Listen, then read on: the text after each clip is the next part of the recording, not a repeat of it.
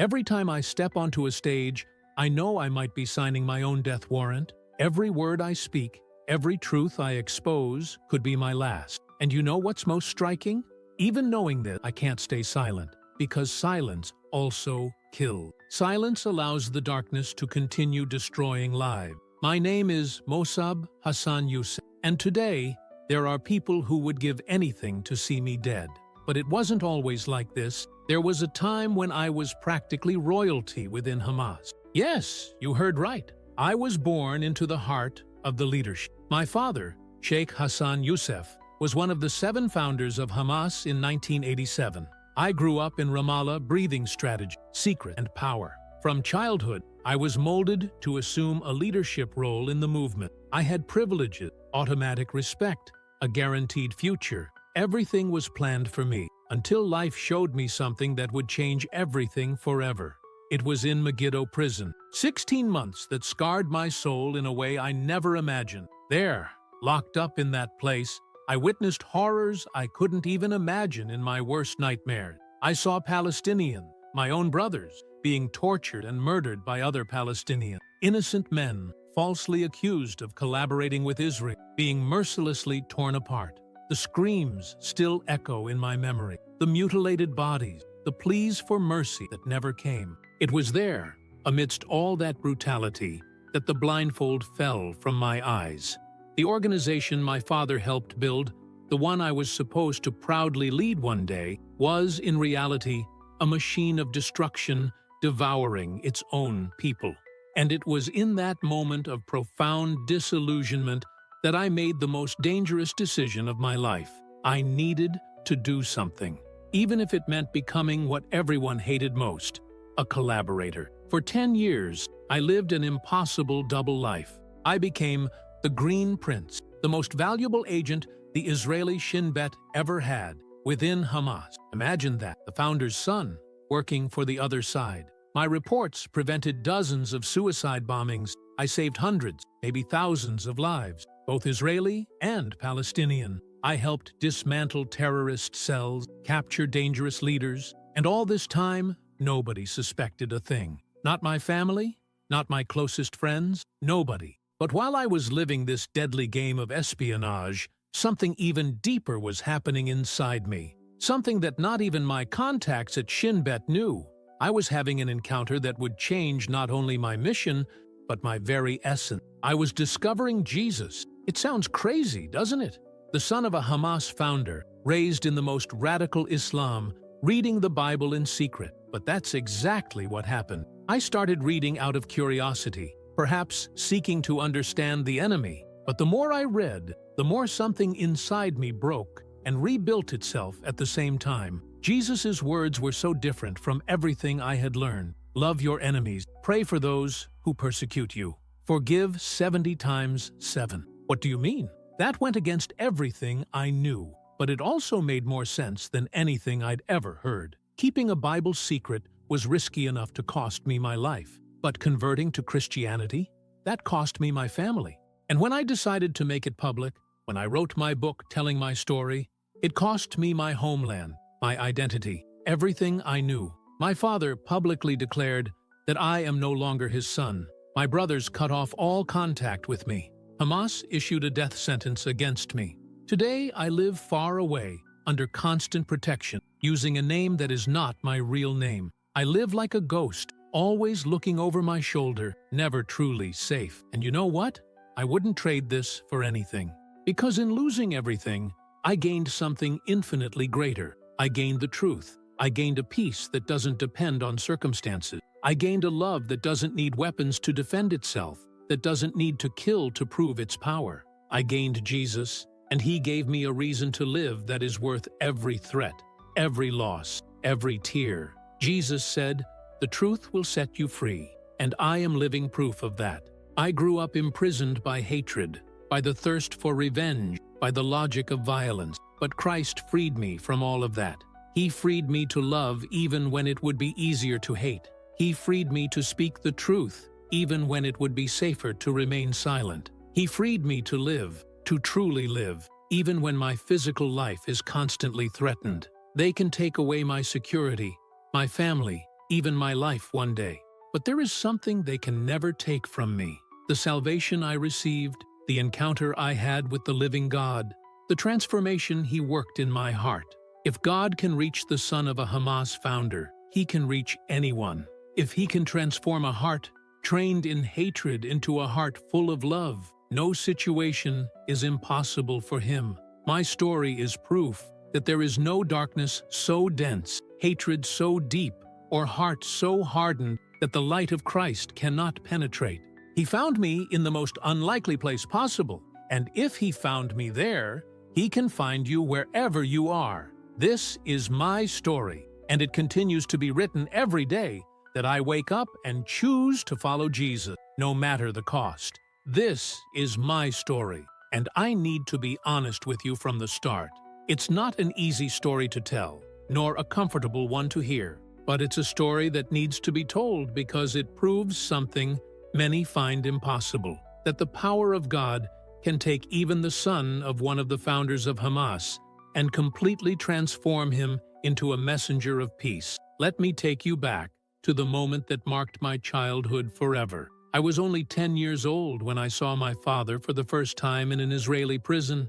I can still feel my mother's hand holding mine tightly as we passed through the checkpoints, one by one. The metal detectors beeped, the guards searched us, the metal doors banged shut behind us with a sound that echoed through the icy corridors. The smell of that place is etched in my memory, a strange mixture of cheap disinfectant, the sweat of dozens of nervous people, and something else I couldn't identify at the time. Today, I know what it was, the smell of fear ingrained in the wall. When we finally reached the living room, there he was, my father, on the other side of a thick frosted glass. Sheikh Hassan Yousef, wearing that gray prisoner's uniform that seemed to swallow his figure. We couldn't touch him, only observe him through that cold barrier. But you know what impressed me most? Even behind that glass, even in that humiliating uniform, he radiated an impressive dignity. He smiled at me, and in that smile there was something that deeply touched my childhood heart. Pride. He was proud to be there, proud to suffer for the cause, and all I wanted at that moment was to grow up and be exactly like him. I was born in Ramallah in 1978, the eldest of 9 children. I grew up knowing that my father was someone special. He was a true legend in the Palestinian territories, not just because he was a respected leader, but because he was different. While other leaders lived in mansions and wore expensive clothes, my father lived exactly like the people he served. He ate what they ate, wore what they wore, prayed where they prayed. He was genuinely one of the people, and that's why the people truly loved him. Our house in Ramallah was quite simple. Rough stone walls, perpetually cold ceramic floors, small windows that seemed to let in more desert dust than sunlight. But this modest house was always crowded. People were constantly coming and going. People came seeking advice, venting their problem, asking for help. My younger siblings ran from one room to another, shouting and playing. And there were those whispered conversations between adults that stopped abruptly when I entered the room. Even as a child, I sensed there were secrets in that house. Late-night meetings where they spoke quietly about things I shouldn't hear. Men with intense gazes would suddenly arrive and greet my father with a bow that intrigued me. The phone would ring at odd hours, and suddenly my father would disappear for days, sometimes entire weeks, without any explanation. Only much later did I understand what really went on inside that house. My father wasn't just a preacher or community leader, he was one of the 7 men who founded Hamas. The organization was born in 1987, during the First Intifada, as an offshoot of the Muslim Brotherhood, and my father was at the center of it, helping to build the structure that would become one of the most feared organizations in the world. But to me, in those innocent years, he was simply Baba, my hero, the bravest and most admirable man I knew. Violence was as much a part of our routine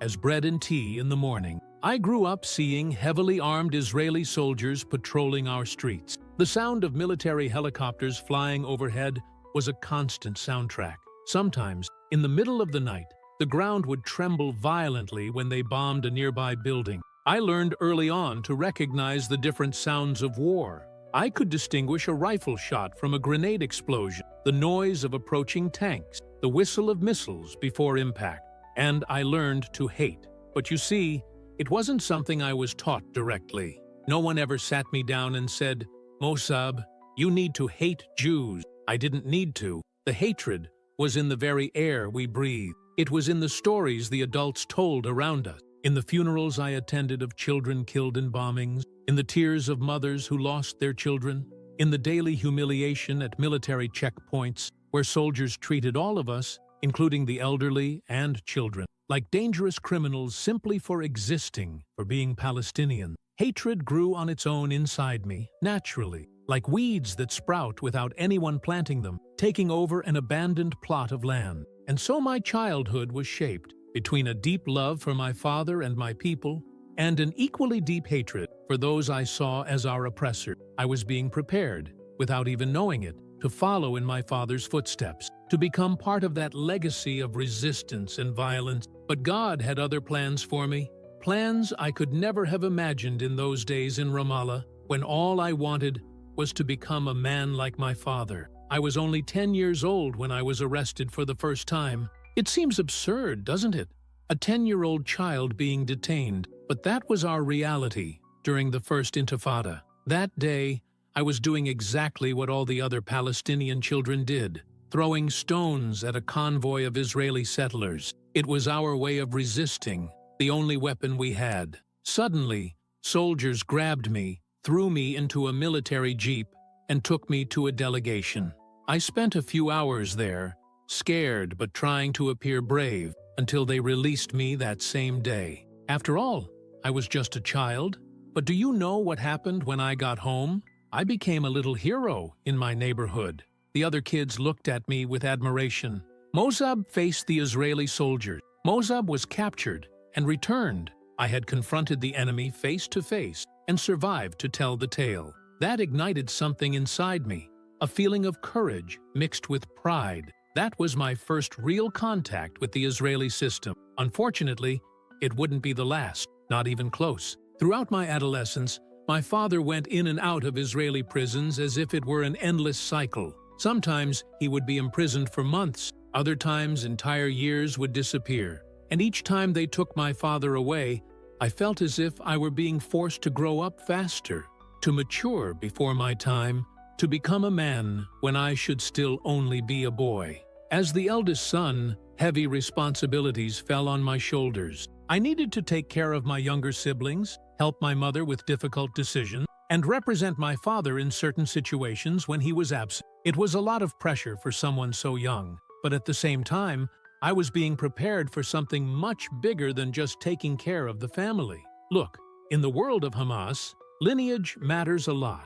Being Hassan Yousef's son gave me automatic status, almost like royalty. I was treated with special respect, with deference. People saw me as the prince of the movement, the natural heir to my father's legacy. Doors opened for me simply because of my last name. But all this privilege came with overwhelming pressure.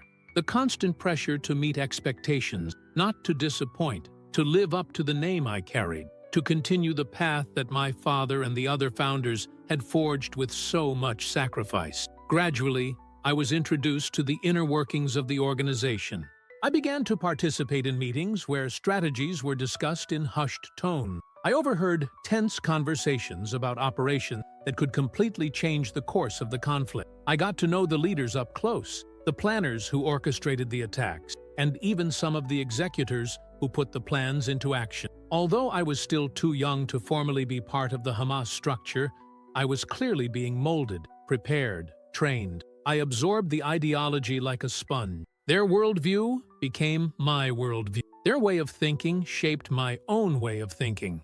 The narrative was powerful and compelling. We were the good guys in the story. We were fighting against a brutal and unjust occupation. We were the weak people bravely resisting an infinitely more powerful enemy, using the few tools we had at our disposal. I was taught that sacrifice was noble, that dying for the cause was the greatest honor a man could have. I was taught that any concession, any yielding of ground, was an unforgivable betrayal, and for a long time, I believed all of that wholeheartedly, completely. But there were cracks in this perfect narrative, small fissures that were beginning to appear and that I couldn't completely ignore, no matter how hard I tried. Like that time I witnessed a Hamas commander brutally beating a Palestinian man accused of collaborating with Israel. The man was on the ground, pleading, swearing he was innocent, desperately shouting that he had a wife and children depending on him. It didn't matter. They kept beating him relentlessly until he was unconscious, bloodied on the ground. Then, still disturbed by what I had seen, I timidly asked if they were absolutely certain of the man's guilt. The answer I received chilled me. "We can't take any risks, Mosab. It's better to err by eliminating an innocent man than to leave a true traitor alive." Those words were etched into my mind like a branding iron. How could it be better to kill an innocent person? How did that make sense? Or the times I heard leaders coldly discussing how to use Palestinian civilians, our own people, as human shields, or purposefully placing them in dangerous situations to generate shocking images that would fuel propaganda in the international media. They showed no real remorse if Palestinian children died in these situations, as long as the images served the organization's political objectives. The ends always justified the means. Always. But I was young. And when you're young and completely surrounded by people who believe in something with such unwavering conviction, it's incredibly difficult to question. It's much easier to push your own doubts to the back of your mind, silence them, pretend that discomfort doesn't exist. It's easier to say to yourself, "They know more than I do. They understand the bigger picture. Who am I to question?" And that's exactly what I did for a long time. I swallowed my doubts and kept moving forward, being molded into what they expected me to become. But God was preparing something completely different for my life, something that would shatter all of that into pieces. So, as I told you, I carried on. I remained the obedient son, the faithful prince of the movement. After all, that's what they expected of me. That's what I thought I should be, until everything fell apart. I was only 17 when I got involved in buying weapons for Hamas. It wasn't anything sophisticated, you know? Nothing like you see in the movies. It was just a young guy doing a favor, transporting some rifles from one place to another. Routine stuff. Dozens of kids my age did it every day. It was almost commonplace, but they caught me. Israeli forces invaded my life like a violent summer storm. Sudden, brutal, overwhelming. Heavy boots breaking down doors in the middle of the night. Shouts in Hebrew I barely understood. Rough hands pushing me forcefully against the wall. Metal handcuffs biting my wrist. And then, the ride in the dark back of an armored military vehicle, my face pressed against the cold metal floor, feeling the bitter taste of fear filling my mouth. They took me to an interrogation center, and it was there, in that windowless place, that I began my true learning about the meaning of the word fear. They tortured me. I won't go into graphic details because there are things that, even after so many years, even now that I'm free, I simply prefer not to relive in words. But it was brutal. It was merciless. It was meticulously planned to break me completely, and they almost succeeded. I spent 3 interminable months in that interrogation center before finally being transferred to Megiddo prison. 3 months in which every day, every hour was a fierce battle to maintain my sanity, to avoid revealing information that could harm my father or compromise the movement's operations. 3 months simply fighting to survive. When they told me I would be transferred to Megiddo, I felt immense relief. I naively thought the worst was behind me. I had no idea how wrong I was. I couldn't possibly imagine what awaited me there. The enormous iron gates of Megiddo prison slammed shut behind me with a sound that still echoes in my nightmares. A final, definitive metallic bang, like the sound of a coffin lid closing. The guards shoved me through the narrow, damp corridors that smelled of mold, urine, and accumulated despair. I was assigned to the Hamas prisoners section. And you know what I thought? I thought it would be a relief to finally be with my own people. I thought I would find camaraderie, brotherhood, that solidarity we were so proud of having. That first night, when I heard the screams, I knew immediately that nothing would be as I expected. The screams always started after midnight. At first, that first night awake in my cell, I thought they were part of some normal prison procedure. Maybe some prisoner resisting the guards. Maybe someone having a horrible nightmare. My mind, after months of torture and sleep deprivation, tried to find rational explanations. But on the second night, the screams returned. And on the third, and on the fourth, and on the fifth, always after midnight, always coming from the same hallway. That's when I finally understood what was happening. And what I discovered shocked me to the core. Hamas was torturing its own people. Look, Megiddo wasn't just an ordinary prison. It was a brutal microcosm of the entire Palestinian conflict. Inside those cold concrete blocks, surrounded by barbed wire, prisoners from Hamas, Fatah, Islamic Jihad, and common criminals lived crammed together. Each group controlled its own territory within the prison, had its own unwritten rule, its own violent hierarchy of power, and Hamas, as always, was completely obsessed with one thing: finding Israeli collaborators among us. Hamas's internal security, known as Majd, had established an absolutely brutal system within those walls. Every night, like a macabre ritual, they would choose someone, sometimes because there was real evidence, however small, of collaboration with Israel. But most of the time, it was because someone had accused the person out of personal revenge, envy, or old rivalry, or simply because they needed a scapegoat, someone to torture and punish as an example. And then the interrogation would begin. But it wasn't interrogation. It was pure torture, pure savagery. And the worst part?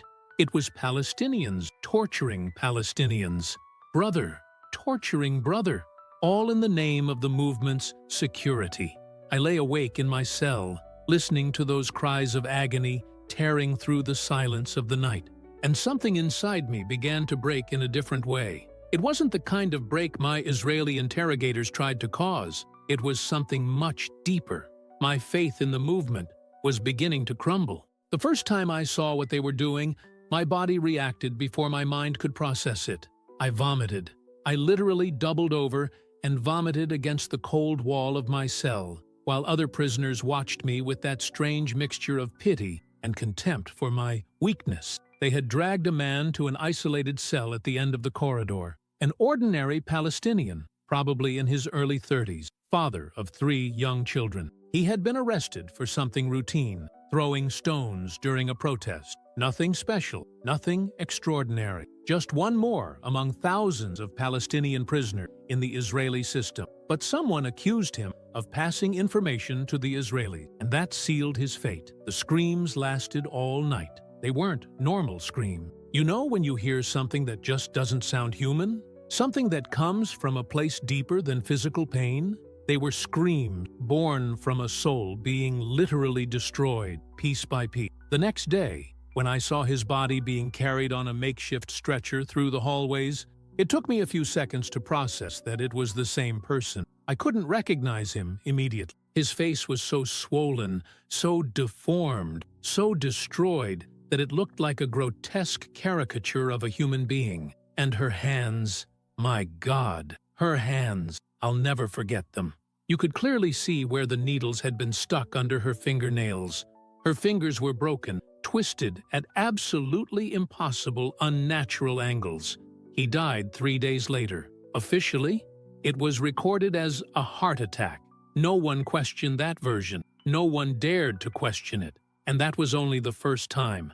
During the 16 months I spent in Megiddo, 16 months that felt like an eternity, I saw hundreds of men tortured in this way. Hundreds. And the vast majority of them didn't die at the hands of Israeli guards. They died at the hands of other Palestinians, their own brothers, the same men who were supposedly fighting for the liberation of our people. There were specific methods they used, methods that were branded into my mind like a hot iron. Images that I will never ever be able to erase from my memory, no matter how much time passes. The needles under the fingernails were just the beginning. They also used electrical wires connected to the most sensitive parts of the human body. They burned the skin with melted plastic because the plastic sticks to the flesh and keeps burning even after you remove the heat source. You understand? The agony just doesn't stop. They broke the bones methodically, in a calculated way, one by one, making a deliberate pause between each break so that the victim could fully feel the pain of each fracture before moving on to the next. And the worst part of all? They did all this in the name of the purity of the movement, in the name of security, in the name of the sacred cause for which we were all supposedly fighting. I was Hassan Yousef's son. That fact gave me a certain protection within that hell. No one dared touch me directly, but they forced me to testify. They forced me to be present, to see with my own eyes, to hear with my own ears. They wanted me to learn what happens to traitors. But what they were really doing was unintentionally showing me the true face of the movement I had admired my whole life. They were showing me the hell we ourselves had created. There was one man in particular I will never forget. His name was Ibrahim. He was exactly my age, 17. He was thin, with deep, dark eyes that always seemed to be searching for something, a way out, a hope, anything to cling to. We became friends, or the closest thing to friendship that's possible to build in a place like that, where trust is a dangerous luxury. We shared whispered stories about our families, about our dreams, about everything we would do when we finally got out of there. Ibrahim wanted to be a teacher. His eyes shone when he talked about it. He wanted to teach Palestinian children to read, to write, to dream of a better future than the present we were living. He had simple, beautiful plans, full of hope. One night, they took Ibrahim away. Someone accused him. He said he saw him talking in a very friendly way with an Israeli guard. That was all. Just that vague accusation, without concrete evidence, without a real investigation. Just the word of another prisoner who, for reasons I never discovered, decided to point the finger at Ibrahim. When they dragged him out of the cell, his cries were different from the others I had heard. They were cries of genuine confusion, of indignation at the absurd injustice. I didn't do anything. I swear by Allah that I am innocent. I have a family waiting for me. Please! His desperate pleas were ignored. The following morning, when they returned Ibrahim's body to the common area as a warning to all of us, he could no longer see. They had gouged out his eyes. Ibrahim was 17 years old. He wanted to be a teacher, and he died being tortured by his own Palestinian brothers, accused of a crime he never committed. It was at that moment, looking at my friend's mangled body, that something inside me died too. It wasn't my humanity. That, paradoxically, was beginning to awaken. What died was my blind loyalty to the movement, my unwavering faith in the cause, my conviction that we were on the right side of history. That wasn't liberation. That was simply another kind of prison, another kind of slavery. And for the first time in my life, I began to question everything I had been taught. All. The word collaborator was carved into Ibrahim's chest with an improvised knife. His eyes had been gouged out. He was 17 years old, the same age as me. That night, I couldn't sleep.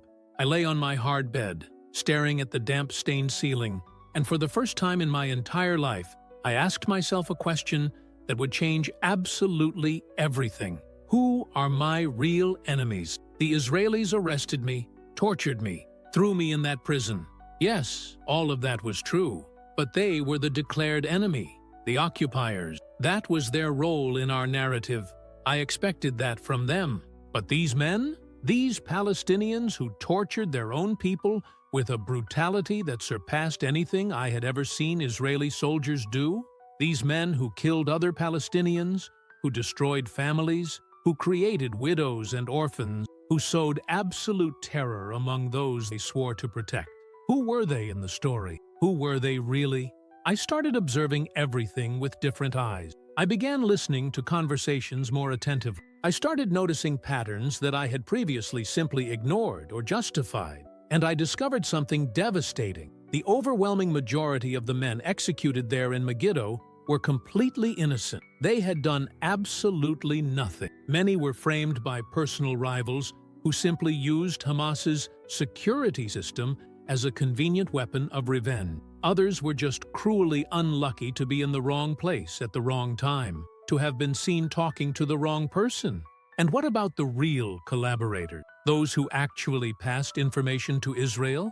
They were almost never caught. Because they were smarter, more cautious. They knew exactly how to manipulate the system to their advantage. Hamas wasn't protecting the movement. It was killing its own people based on paranoia, unfounded rumors, and internal political intrigue. There was no real justice. There was no serious investigation. There was no concrete evidence. Only fear, pure terror. And that's when the Shin Bet agents came to me. One morning, they took me from my cell and led me to an interrogation room. But it was different from the rooms where I had been tortured months before. It was smaller, more intimate. It had only a simple table, 2 chairs, and a man sitting on the other side waiting for me. He was Israeli, obviously. He must have been about 35 years old. He had a completely ordinary face, nothing memorable. He was wearing civilian clothes. He wasn't in uniform. And when he started talking, his Arabic was absolutely perfect, without an accent.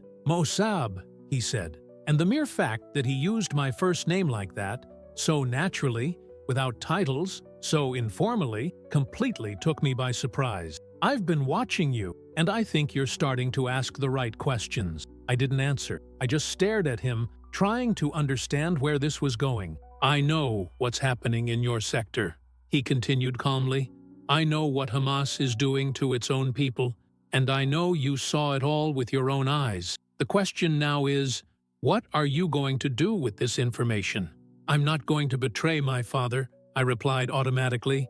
It was my programmed response, my instinctive protective shield. He smiled, but it wasn't a mocking or arrogant smile. There was something about him that seemed genuine understanding. I'm not asking you to betray your father, he said calmly. I'm asking you to save lives, Palestinian lives, Israeli lives, all the lives that will be lost if this spiral of destruction continues. And what do you get out of it? I asked suspiciously.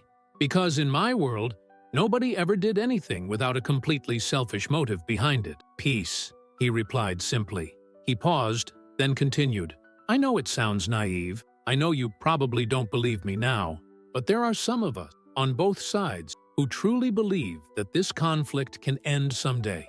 And for that to happen, we need courageous people, willing to make extremely difficult decisions. I remained silent, processing. My mind was a whirlwind of conflicting thoughts. Everything I'd been taught my whole life screamed at me to refuse, to spit in his face, to maintain my loyalty. But then I thought of Ibrahim, of his gouged-out eyes, of the screams I couldn't erase from my memory, of the hundreds of innocent men tortured and killed by their own brothers. And something inside me began to give way. It wasn't an instant decision. It wasn't a dramatic moment of revelation. It was more like a crack in a dam that slowly grows until the entire structure finally collapses. I didn't know it yet, but that conversation was changing the course of my life forever. It was transforming me from a Hamas prince into the most valuable informant the Shin Bet had ever had. And in the midst of all this, God was preparing something even greater, something I could never have imagined at that moment, sitting in that cold room, talking to an Israeli intelligence agent.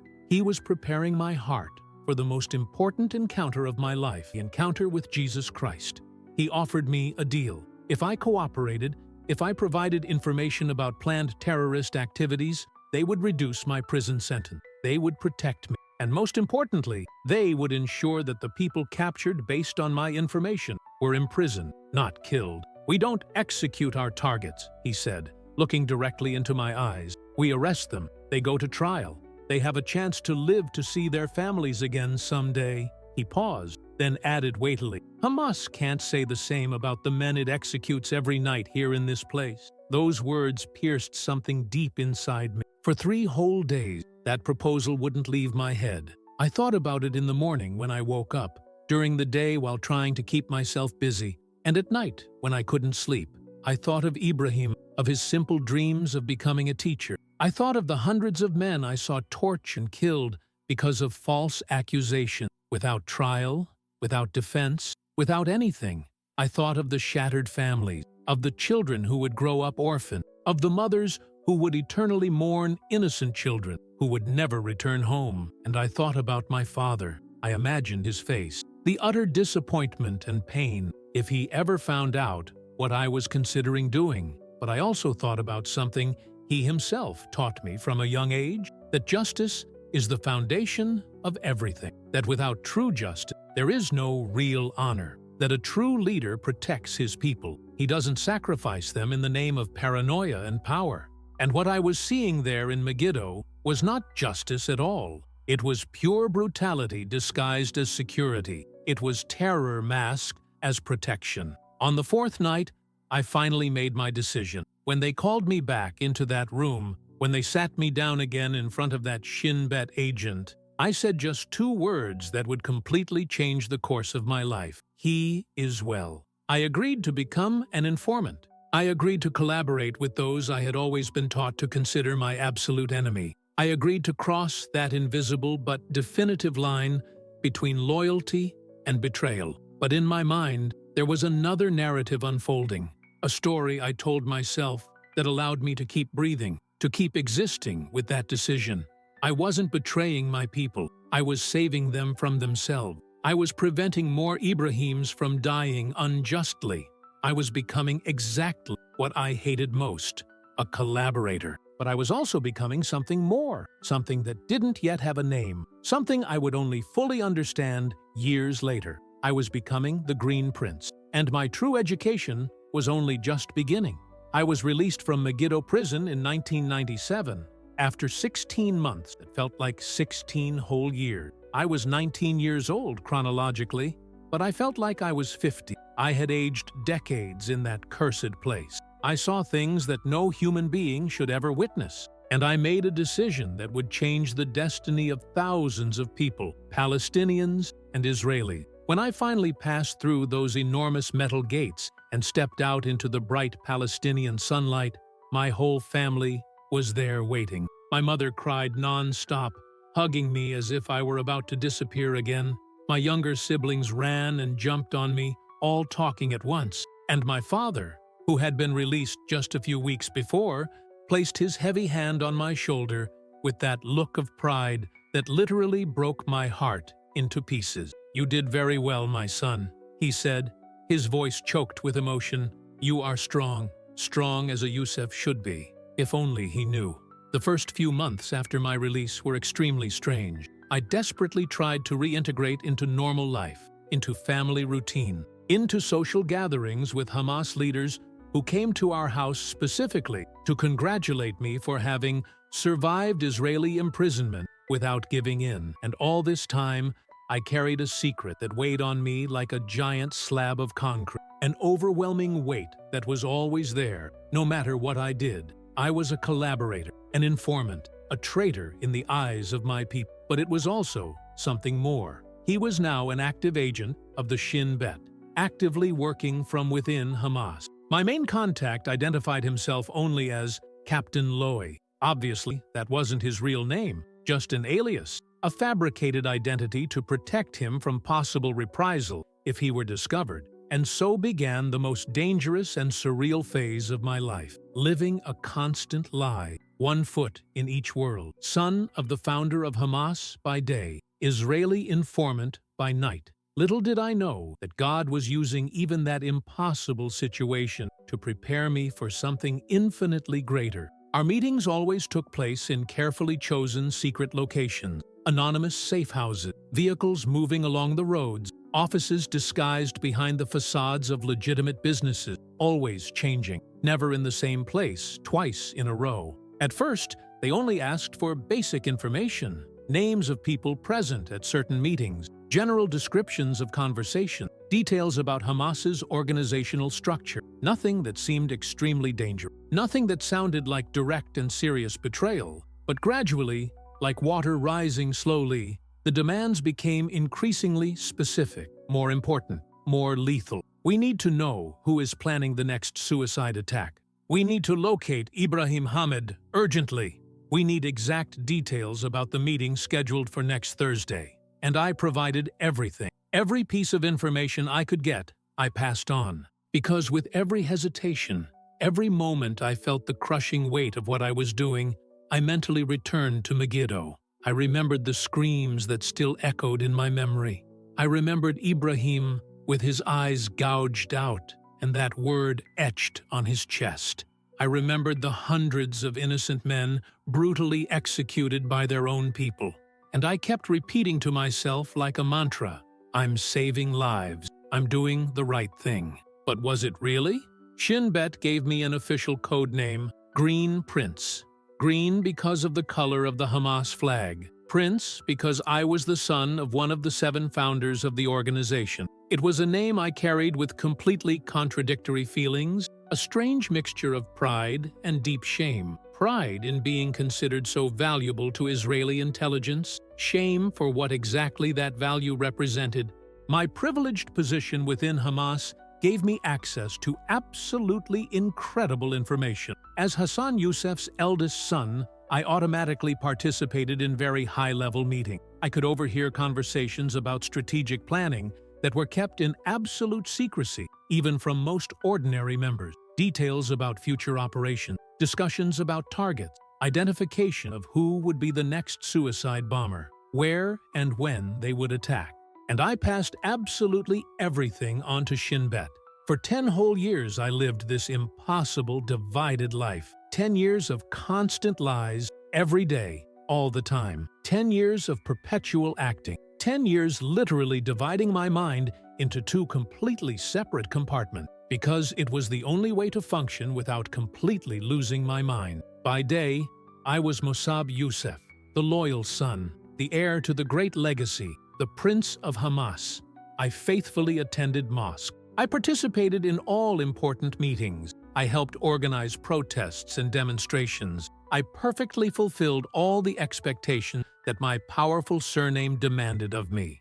At night, in the shadows, I transformed into the Green Prince, the most valuable informant the Shin Bet had ever had infiltrated the Hamas structure in its entire history. I relayed critical information that prevented deadly attacks. I saved lives on both sides. I exposed entire terrorist cells. The numbers are truly impressive, although it's difficult for me to talk about them even now, so many years later, without feeling that characteristic knot in my stomach. According to official Shin Bet records, the information I provided during those 10 years helped prevent dozens of suicide bombings, dozens of planned operations that would have easily killed hundreds, perhaps even thousands of innocent Israeli civilians, people on buses, in markets, in cafes, living their normal lives. I also contributed directly to the arrest of some of Hamas's most dangerous leaders, such as Ibrahim Hamed, the Hamas military commander in the West Bank, a man personally responsible for coordinating multiple devastating attacks, training suicide bombers, and planning complex operations that left dozens dead and maimed. We tracked Ibrahim Hamed for months on end. I used all my privileged access to discover his movement, his secret hiding places, his communication pattern. Every detail I could uncover, I passed on. When he was finally captured, he was completely bewildered. How had they managed to find him? Who had leaked such precise information about his location? No one ever suspected Hassan Yousef's son. I also helped in the arrest of Marwan Barghouti, one of the most prominent figures of the Second Intifada. And I even prevented a planned assassination attempt against Shimon Peres, who years later would become president of Israel. I was saving lives.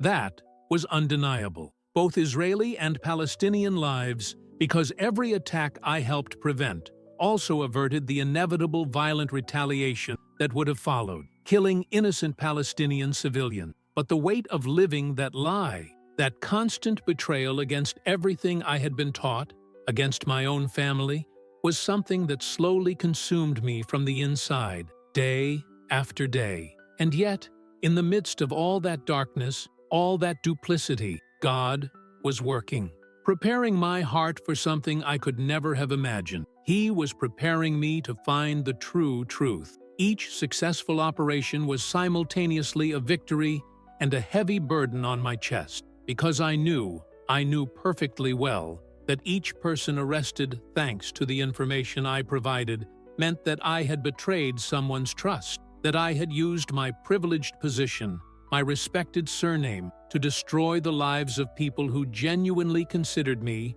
one of their own. There were nights when I simply couldn't sleep. I would lie in the dark, staring at the ceiling of my room, listening to my younger siblings snoring peacefully around me. And I constantly wondered, who was I really? Was he a hero saving innocent lives? Or was he a cowardly traitor handing his own people over to the enemy? The answer depended entirely on who you asked. My father never suspected a thing, and that was both an immense relief and a constant agony, seeing him every day, hearing him speak passionately about loyalty, about sacrifice, about the supreme importance of standing firm against the enemy. It was like receiving repeated stabs to the heart. There were times, several of them, when I was on the verge of confessing everything to him, times when the crushing weight of that secret was so unbearable that I literally felt like I was suffocating, that I couldn't breathe anymore. But then I remembered what would happen if I actually did it. Not only would they brutally and publicly kill me, but they would probably execute my entire family as well, for the unforgivable shame of having created a collaborator. So I continued. I continued lying every day. I continued living that completely fragmented, divided, impossible life. But something else was happening inside me simultaneously, something that not even Shin Bet knew about, something that would change everything in a much deeper and more permanent way than any intelligence operation ever could. I was starting to ask questions about God. Look, I grew up completely immersed in Islam. It was absolutely all I knew. The 5 obligatory daily prayers, the strict fasting of Ramadan, the teachings of the Quran memorized since childhood, total and unconditional submission to Allah. All of this formed the complete basis of my identity. It was the unshakable foundation of my worldview. But after Megiddo, after seeing with my own eyes what supposedly pious and devout men did to each other in the name of Allah, I began to seriously doubt. Is this really what God wants? Torture? Murder of innocents? Absolute terror? I sought answers from respected religious leaders, but the explanations I received never truly satisfied me. They spoke of context, of the greater struggle, of how temporary suffering was absolutely necessary for the glorious final triumph of the cause. They cited specific verses from the Quran that supposedly justified violence against infidels, against collaborators, against anyone who dared to oppose the sacred cause. But something deep inside me rebelled violently against these explanations. Something screamed that this was wrong, fundamentally wrong. And then, in 1999, something seemingly small happened that would initiate the most profound and radical transformation of my entire life. I was in Jerusalem, in the Old City, strolling leisurely through the narrow ancient streets that smelled of exotic spices, mingled with the weight of centuries of history. Suddenly, a man approached me. He was clearly a tourist, British, judging by his strong accent when he spoke. He had a genuinely kind smile and eyes that seemed to see beyond the masks we all constantly wore. "Excuse me," he said, in broken but determined Arabic. "Would you happen to know where there is a Christian church nearby?" I gave him the basic instruction. He should have stopped there, that's all. But he kept talking. "Have you ever read the Bible?" he asked suddenly, casually. The question caught me completely off guard. "No," I replied almost automatically. "I am Muslim." "I know," he said, maintaining that same warm smile. "But have you read what Jesus taught? About loving your enemies? About forgiving people who hurt you? About turning the other cheek when someone strikes you?" Something in his words struck me like an electric shock. Loving your enemies was such a completely foreign concept, so radically opposed to absolutely everything I knew and had been taught my whole life, that it almost seemed ridiculous. "Why would I love my enemies?" I asked, not with hostility or sarcasm, but with genuine curiosity. Because it really didn't make any sense to me.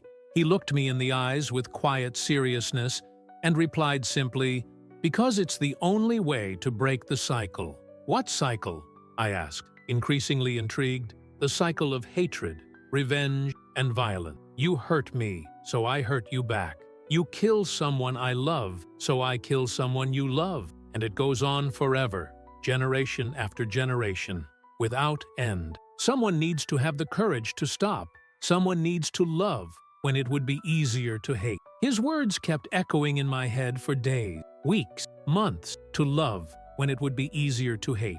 This idea fascinated and disturbed me at the same time, because part of me recognized the profound truth in it. The cycle he described was exactly what I saw happening around me every day: attacks and counterattacks, revenge begetting more revenge, violence feeding more violence, an endless cycle of blood and tears. But another part of me strongly resisted, because accepting that idea would mean questioning everything, absolutely everything. Even so, I couldn't stop thinking about it, and slowly, almost without realizing it, I started looking for a Bible. He replied with profound simplicity, "Hate breeds more hate. Violence fuels more violence. But love, true love, can transform absolutely everything." We talked for almost an hour right there, standing on that old street in Jerusalem. Before leaving, he invited me to a lecture he was giving that same evening about Christianity. Out of pure curiosity, or perhaps something more that I didn't yet understand, I went, and I heard things I had never, ever heard before in my life. I heard about a God who loved the world so much, all of humanity so much, that he sent his own son to die. And not to die for friends, but for enemies, for sinners, for people who rejected him.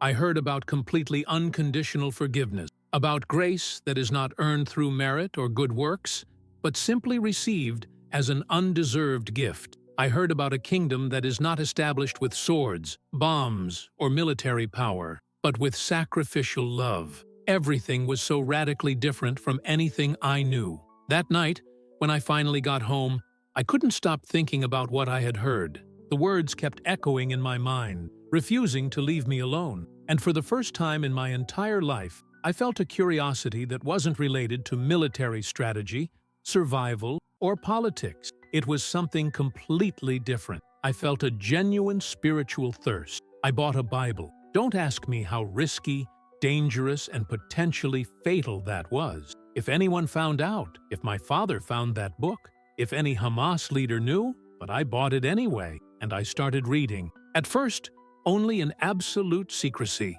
A few minutes each night, after everyone else was fast asleep. He would read by the dim light of a flashlight under the covers, hidden like a child reading a forbidden book. And what I read deeply fascinated me. It challenged me, it disturbed me, and, strangely, it comforted me as well. Jesus' words in the Sermon on the Mount were completely different from anything I had ever heard or read before. Blessed are the peacemakers. Love your enemies. Do good to those who hate you. If someone strikes you on the right cheek, turn to them the other also.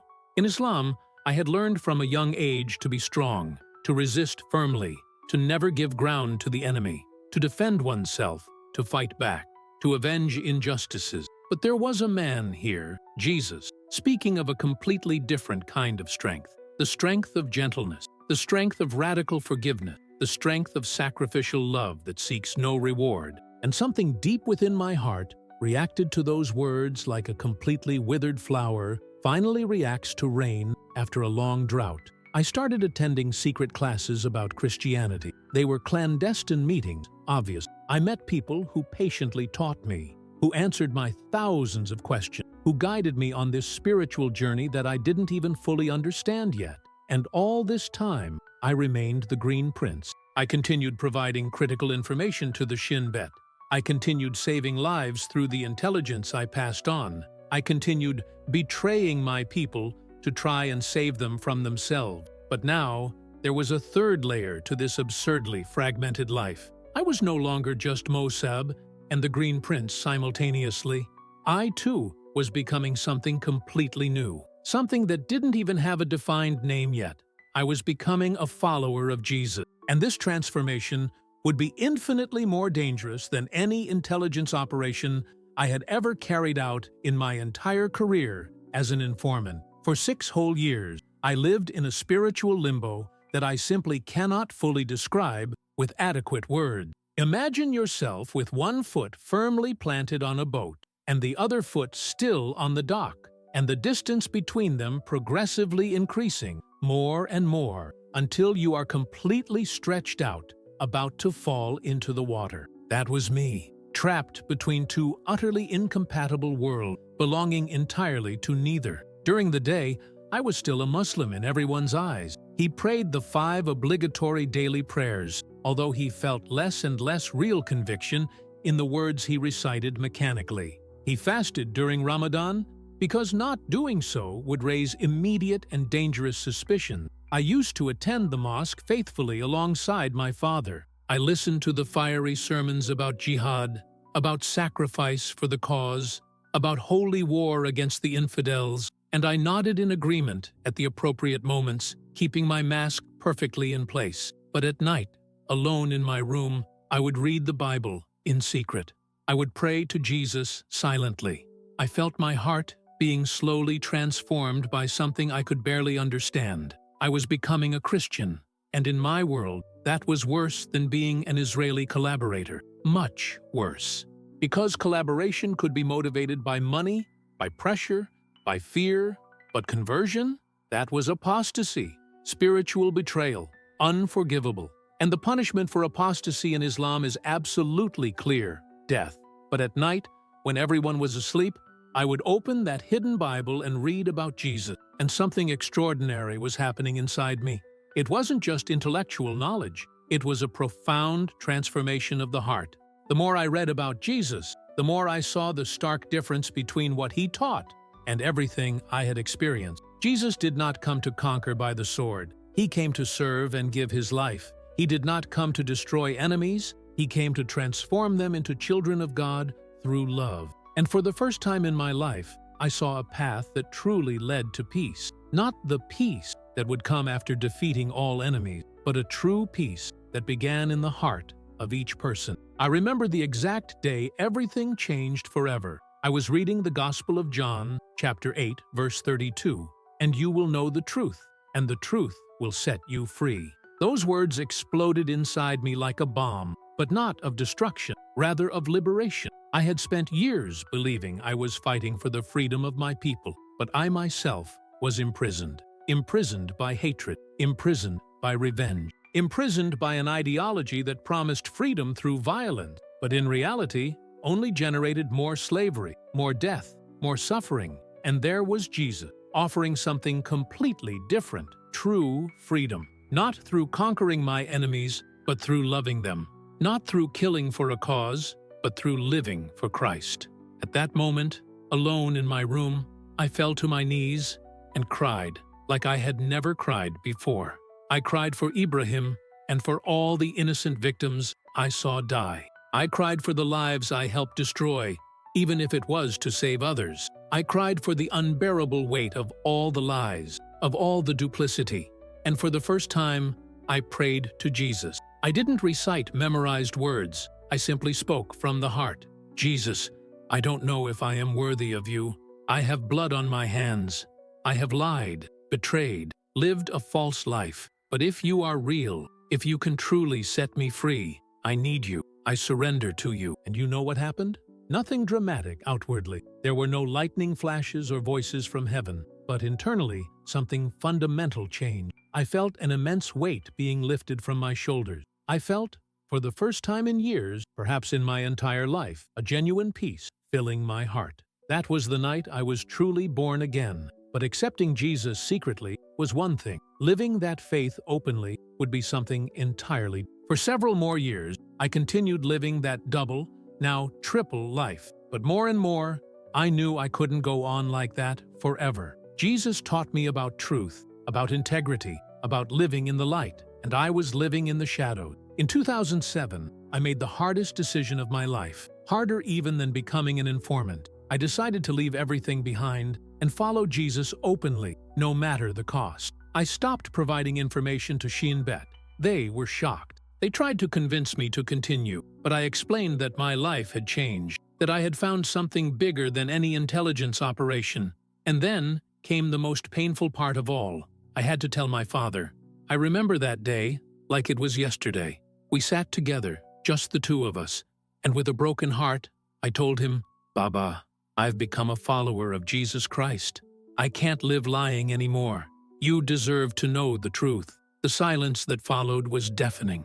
I watched my father, that strong man, that respected leader, collapse before my eyes. Tears streamed down his face, not of anger, but of profound grief. "You are my firstborn," he said, his voice breaking. "How could you do this? How could you abandon everything? Your family, your faith, your people."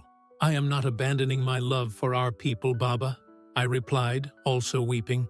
"I am following the truth I have found. And this truth teaches me to love even more, not with hatred and violence, but with the love of Christ." He looked at me for a long moment, and then said the words that completely shattered me.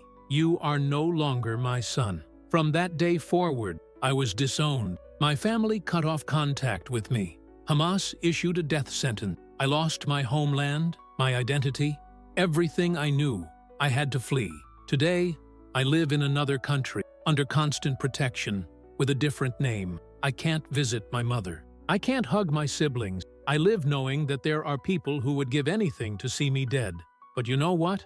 I've never felt freer in my life, because Jesus truly set me free. He freed me from the hatred that consumed my soul. He freed me from the endless cycle of revenge and violence. He freed me from the darkness that I thought was light. Today, when I tell my story around the world, I don't do it to attack anyone. I do it to testify to the transformative power of Christ, to show that there is no person so lost, no heart so hardened, no darkness so deep that the love of Jesus cannot reach them. If God can transform the son of a Hamas founder into a messenger of peace and love, He can transform anyone. If He can take someone trained from childhood to hate and teach them to love, nothing is impossible for Him. I paid a high price for following Jesus. I lost my family, my homeland, my safety. I live constantly under threat.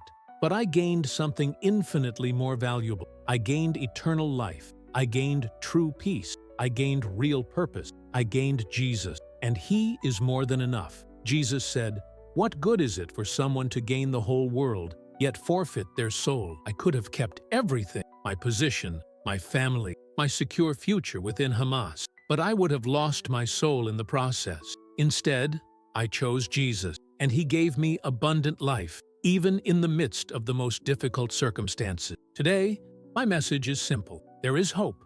No matter how deep in darkness you are, no matter how much hatred you have in your heart, no matter how many mistakes you have made, Jesus can reach you. Jesus can transform you. Jesus can set you free. He found me in the midst of terrorism, lies, and violence, and He completely transformed me. If He did it for me, He can do it for you too. The truth truly sets you free, and that truth has a name: Jesus Christ. This is my story, from the son of a Hamas founder to a follower of Christ, from the darkness of hatred to the light of love, from the prison of violence to the freedom of grace. And I wouldn't trade that freedom for anything